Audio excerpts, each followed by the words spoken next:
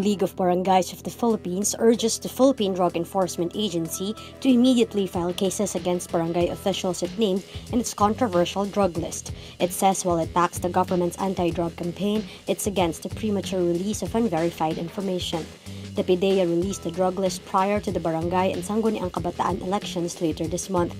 PDEA Chief Aaron Aquino on Tuesday said they will apologize if their newly released drug list turns out to have errors. Aquino also admitted cases against all the officials named are not yet airtight, despite being validated by 3 other government agencies: the Philippine National Police, the National Intelligence Coordinating Agency, and the Armed Forces of the Philippines.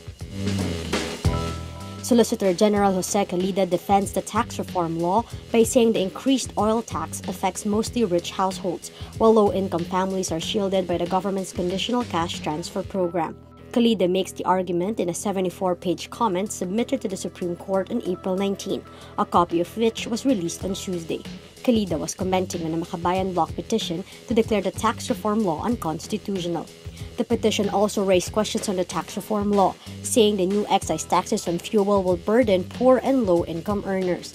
Citing Finance Department data, Calida says it's the top 10% of Filipino households, or the richest 2 million households, who consume 51% of the country's fuel.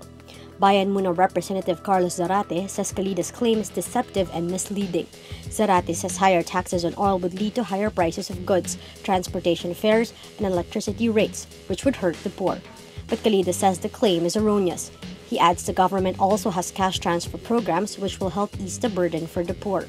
Calida says, quote, for 2018, the increase in oil excise taxes is projected to have a maximum effect of 0.1% increase in inflation rate on food, 0.1% increase on transportation, 0.0% effect on electricity, and 0.2% increase on other items this year.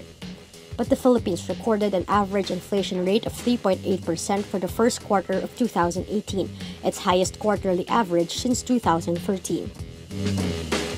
A Chinese internet platform gives British cartoon Peppa Pig the chop for being subversive. Chinese state media censors the British Peppa Pig series, saying it is a subversive icon for slackers and antisocial young people.